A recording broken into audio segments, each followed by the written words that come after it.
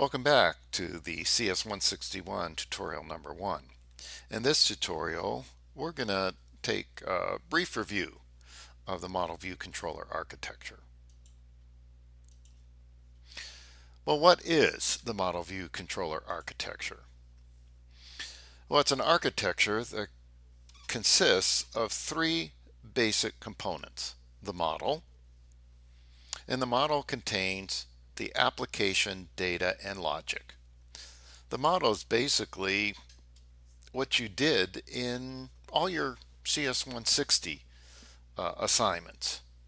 You worked on one or more classes, and those classes contain data that was implemented using data members, declarations of int and double and string and so forth, and logic that was implemented in your methods. The model is GUI independent. Okay, it makes no assumptions about how model data might be displayed. A second major component of the architecture is the view, and the view presents the model's data to the user.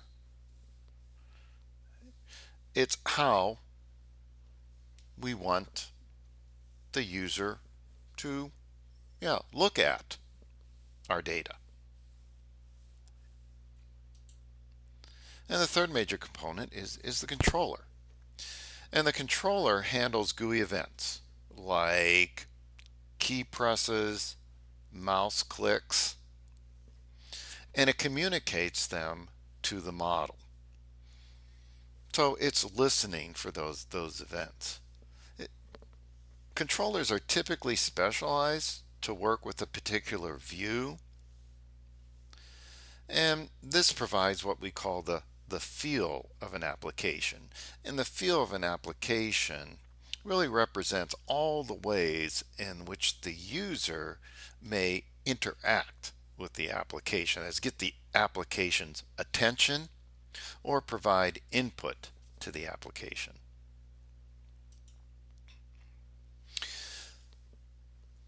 Here is a picture of what a model view controller might look like and how the components might interact. Well, the first thing that happens, we're going to follow this diagram from left to right, is the user generates some kind of event. Okay, let's say it's a mouse click. That event is sensed by the controller, and the controller determines what kind of event it is. And based on that event, what kind of changes need to be made to the model.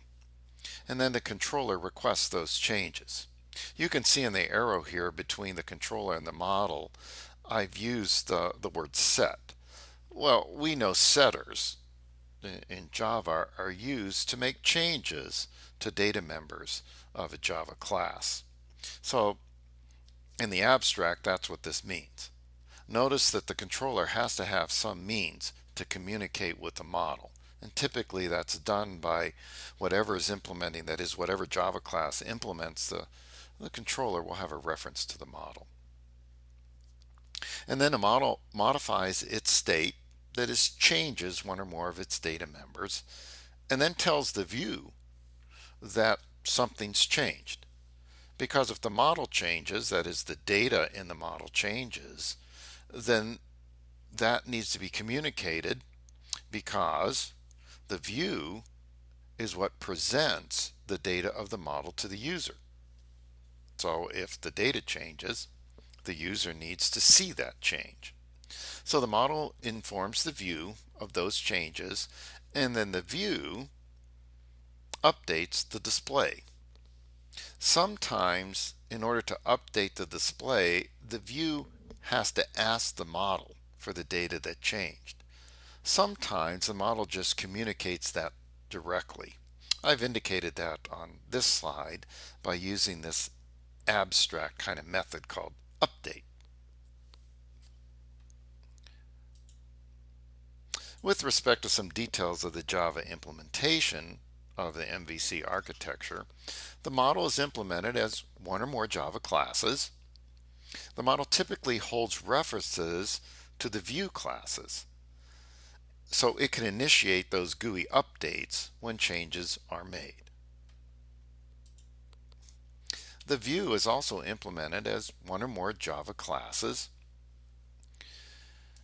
It holds references to the model classes in order to update GUI from values contained within the model classes. That is, when the model says, hey, something's changed, and view, you need to update the display, well, the view might have to go back and query the model to go get the actual values that have changed so it can put them on the display.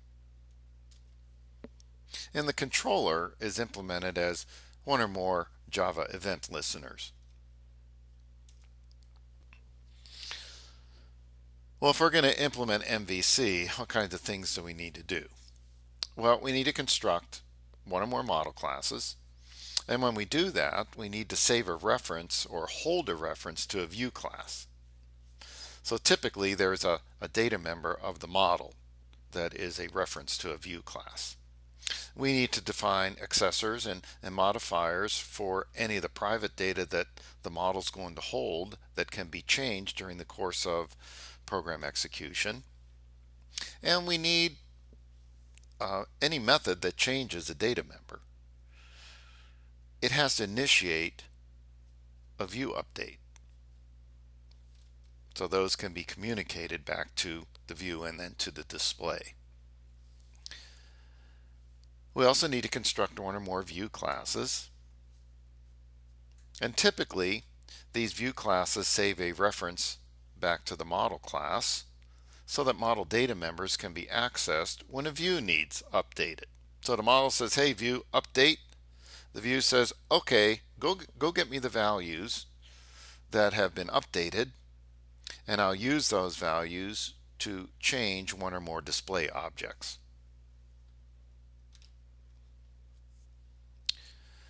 So these view classes are going to define update methods and query the model and then make changes to the display.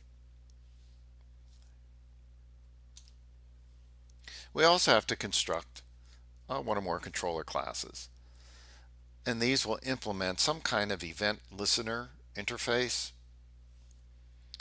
and we'll define associated methods to gather data from the view and invoke appropriate methods of the model, saying, hey model, you need to change one or more of your private data members. Okay, that's it for a brief review of the MVC. Next time we'll take a look at the specific program design for tutorial 1.